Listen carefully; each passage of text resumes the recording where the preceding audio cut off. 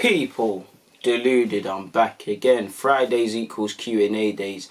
Thank you very much for your questions, people. I'm not going to lie, on this Thursday, I'm not in the best of moods because it's Thursday morning. Obviously, at the time of making this, you lot will see it on Friday, but you know what happened last night, innit? But it has to be done. So first and foremost, thank you for your questions, people. I hope you're all safe. And yeah, man, thank you for all your support, really and truly. If you've missed the deadline, it is what it is, and I'm purposely going to miss out the questions that are not within the deadlines, and I apologise for such people. Omar said, big up Omar, man, always in the comments. He said, my question is, do you think we have enough to have a strong end to the season? I don't think we do, but I would love to know your thoughts. Keep grinding, bro. Thank you very much for your nice words, Omar, and I hope so. I hope so, but it depends on strong. I do think at some point, we might win the last 4 games, have a little bit of a feel-good factor, optimism for next season. We'll be back. Strong end, I'm not too sure. And my emotions might be affecting my answer at this time, but the City game, how do you have a strong end? Because, the only way I could see a strong end is if we have a day out at Wembley and bring it home in the FA Cup, because, we're out of the League Cup, obviously. Top 4 is a myth. Mathematically it's possible, but it is a myth. What else is there? We're not in the Europa League. We've missed out on that opportunity. So at best, all I'm hoping for is that Arteta is able to weed out, I can't imagine he doesn't know now, but the players he wants and doesn't want, the systems he thinks works and doesn't work, and allow him to put the building blocks for next season, because I want to see a challenge for top 4, or at least a better one. So I think that's all I can hope for, my dude. It is what it is, people, in that regards.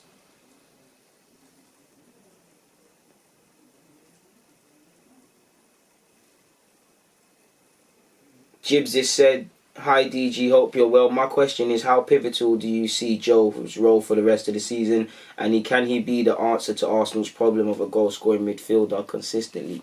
I think he could develop into a goal-scoring midfielder of sorts if he played the box-to-box role.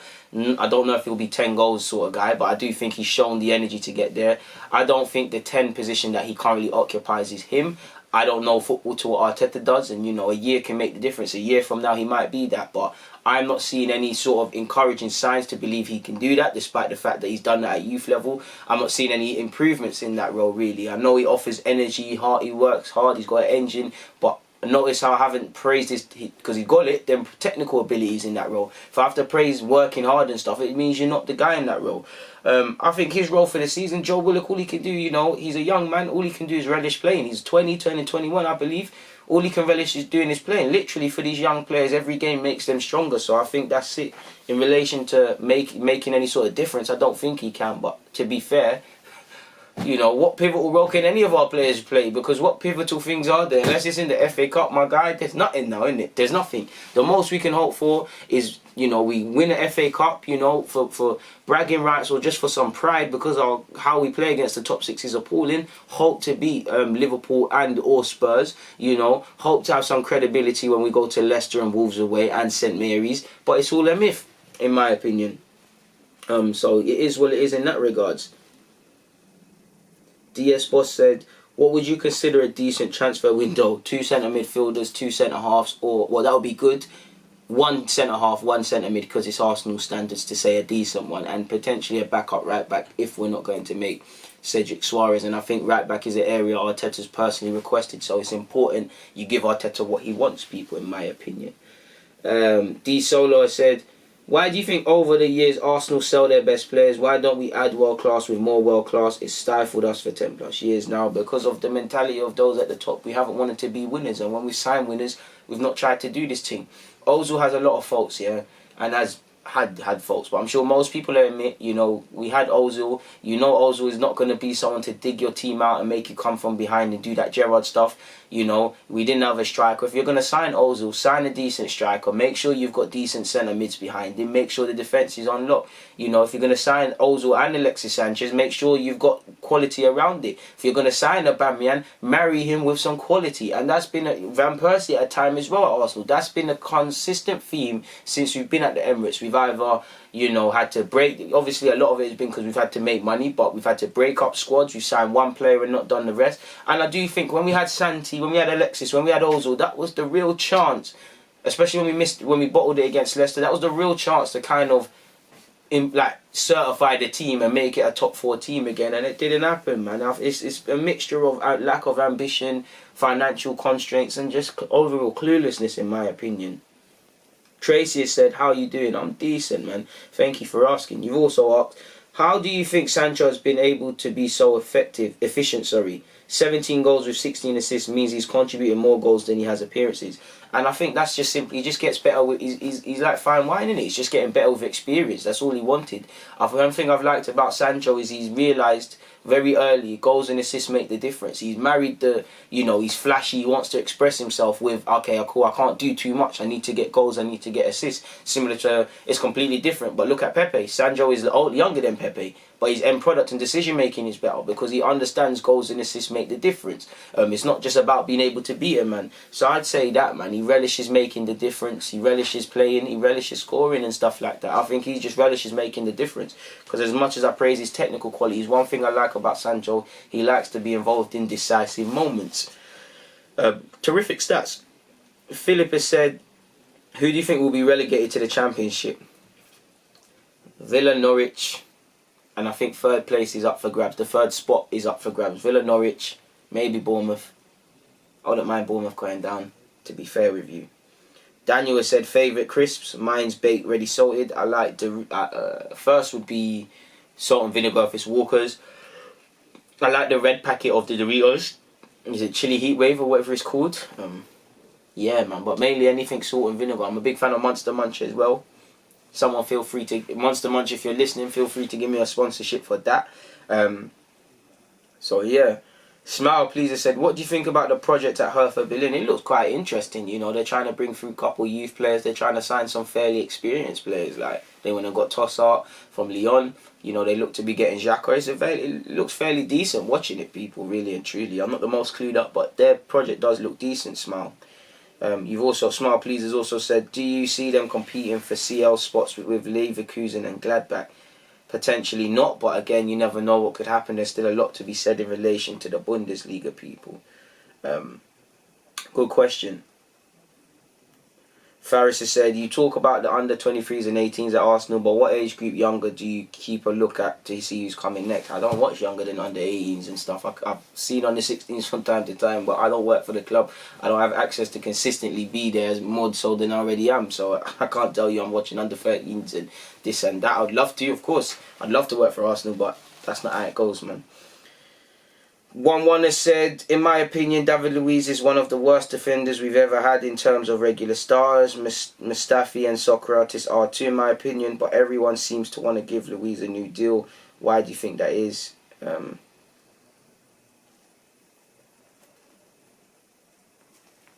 Because his form.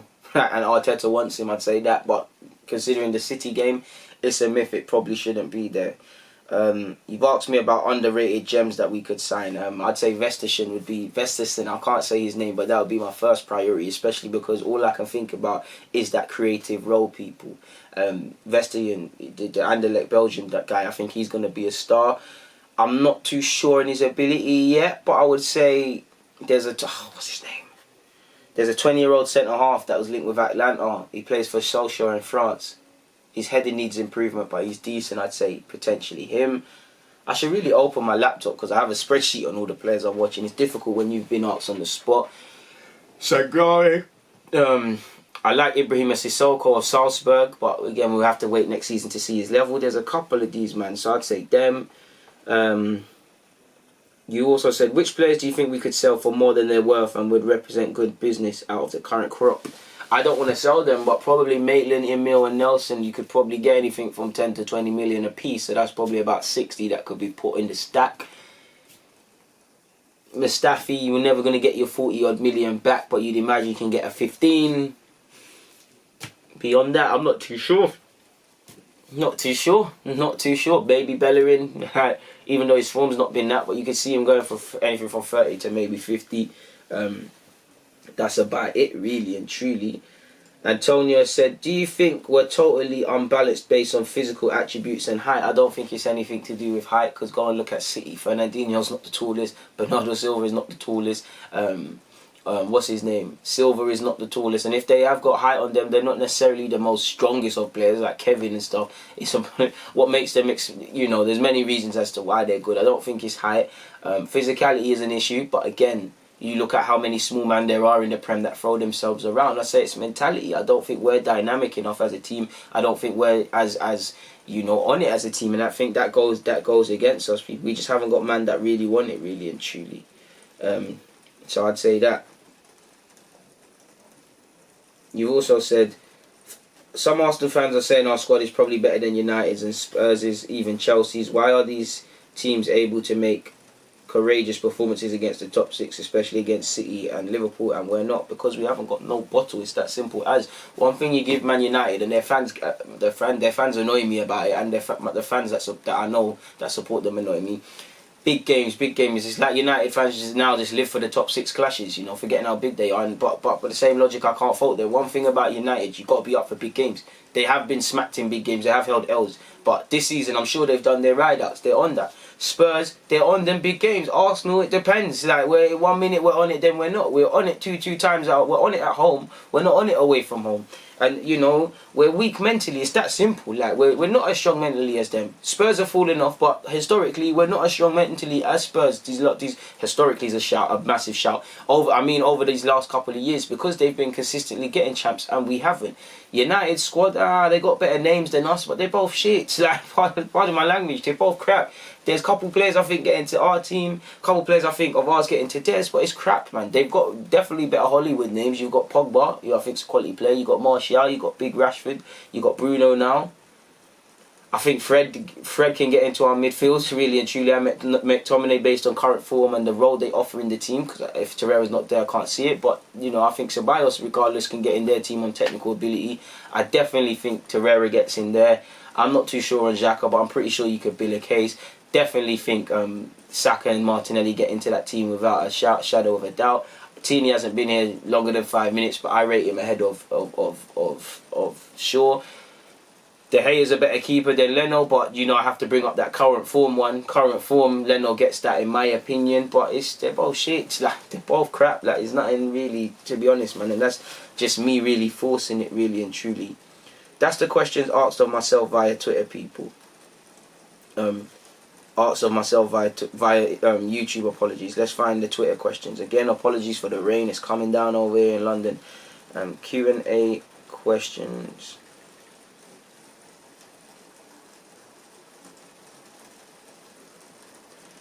Rancia said, should contracts be performance related? This would prevent players who do not do well to not earn too much than those who are doing their job and can earn a bit more. I mean, them things there, I'm not too sure. In theory, it makes sense. In reality, it doesn't, man. It's about more than that. In an ideal world, like any job, the better or worse you perform should be your salaries. But that's not it. It's what you're able to negotiate.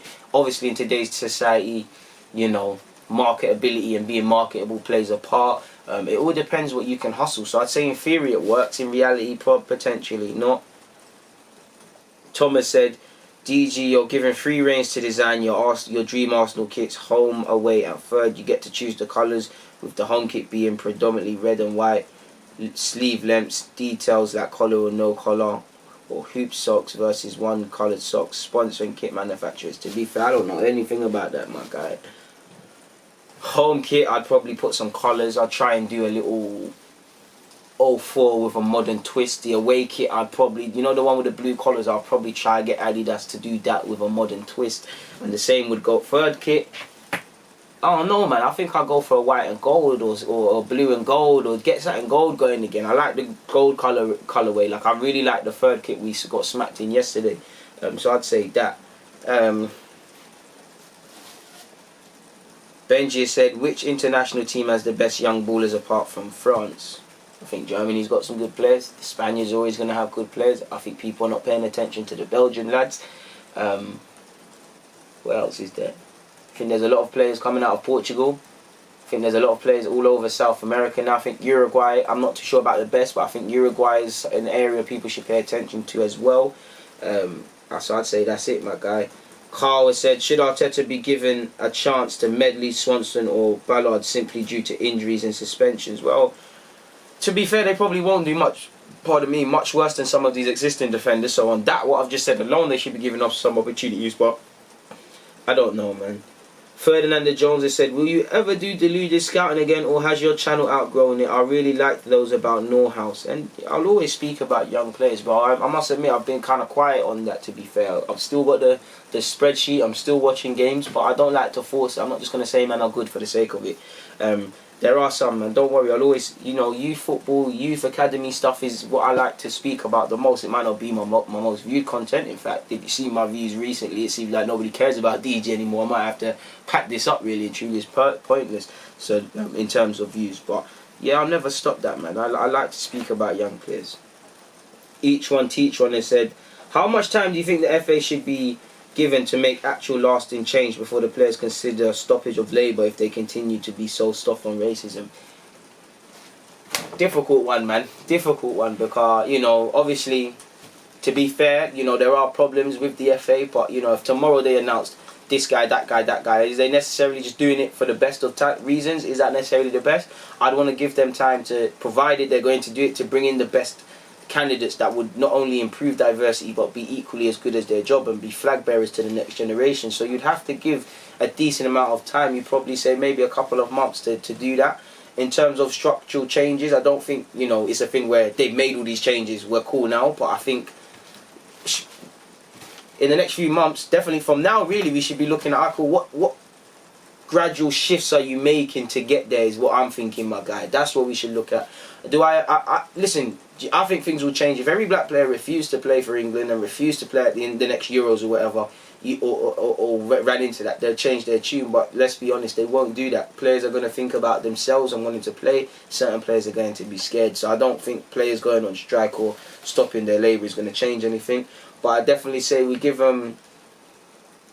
Boy, if there's not really any changes by the end of the year, or we're not, and don't get twisted, I'm not saying we shut up until the end of the year and we look at them. I'm saying you've got to the end of the year, but man need to start seeing some, some moves, some wheels in motion. Then we need to review that, because I do think the FA, a lot of footballing organisations, Premier League, Sky Sports, you're doing the nice Black Lives Matters things, but what are you doing to address the structural racism and all issues you've got within your own organisations? A lot of people are, but I'm not going to fall for fancy production teams creating videos. I'm not going to fall for, with all due respect, what is bending down on knees? What is that going to do?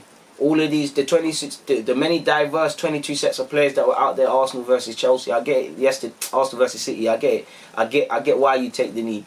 Okay, cool. But if somebody's, and again, it's behind closed doors now, so it can't happen. But if another player calls someone the N-word, or when fans come back, if someone calls the N-word or derogatory to others, are you going to make a change? Are you going to make a change? Are you going to walk off that field? The white players or players that aren't necessarily black, are you going to stand in solidarity that you claim and walk off with you? Are you actually, if you're the captain, like I keep saying, if you're Jordan Henderson or Harry Kane and you've seen Mane called this and that, or you've seen Dele called this and that, are you going to say, you know what, enough's enough, we've really had enough of this, let's walk off the field? Or even do that for England? I don't think that's going to happen from black players. I don't think it's going to happen from white players, because there's not enough morals in today's society, in my opinion. But it is what it is. Love for the question. Leon's asks, Willock or Guendouzi? Personally, I'm going to go with Guendouzi. Bogan Gooner said, what do you make of Arteta's comments that we can't stand still because we'll drop behind? Is it just an opinion, or does it reflect talks behind the scenes? Well, to be fair, he's got, like I keep saying, he's got to be, the players have to be deluded, and he's got to be deluded in the fact of trying to get to the top four. Obviously, reality creeps and we can't get top four, but if we have that mentality, then we should have better performances, we should get wins, and that sort of, having a goal in sight and working towards it is what we're going to need to be doing next season. So, if he says top four is gone, I don't think Arsenal's the squad to keep maintaining a base level of performances. I think players' heads will drop. I think Arteta's a very realistic man, and he's conceded the top four. I think he gave up on Champions League football when we did not get through in the Europa League, but he's got to, he can't breed any more complacency than there already is. Mars has said, and to be fair, he asked this late, he said, should results go our way today and match 30, do you think we'll be in a good position for us to make the top 5? I don't think we're making top 5 full stop. I think 6th is best we can get. 9th is our reality, but I hope to be wrong. Obasa has said, do you think Arsenal fans put an insane amount of pressure on their youth players when promoted to the first team, of course, and not just Arsenal fans, everyone builds them up to drag them down. Everybody's Rashford's best friend now that he's been scoring a bit of goals. But some United fans are on his back. Arsenal fans, everybody was Iwobi's best friend until they started getting onto him, and many other youth players, Saka and Martinelli, will go through bad form and it will happen to them. Chelsea fans bigged up Callum Hudson-Odoi the minute he got a start, said the same thing, and there's been many other. Foden's probably the only one because he's not even playing, and Liverpool, I can't really tell you any players that are playing, but if Curtis Jones was, it'd be different. Fans of all clubs are guilty of that. Build up players, and then the ones, and it's a small section, the ones that build them up the most are the first to tear them down, and that's a problem across all clubs in all countries and football as a whole, people. Finally, Kaylin has said, do you think that we would be third spot if Arteta had taken over since the start of the season? Ifs and buts, I don't know, man, because as much as I believe in Arteta and Emery was bad, these current crop of players, I don't know. I don't think so, because Leicester have had a decent season and the teams above us have been way better than us, so I can't really say that with any confidence, but I don't believe we would. And I believe that brings an end to the Q&A questions, and that's been a fantastic one, people. And I'd like to say thank you for your questions. Please be alert in the community tab when I ask you more questions. Please comment your questions below this. Please like, please subscribe. Thank you for voting for me in the Football Content Awards. Thank you for your PayPal donations. They just don't stop coming in, and they allows me to make progress with this sort of stuff.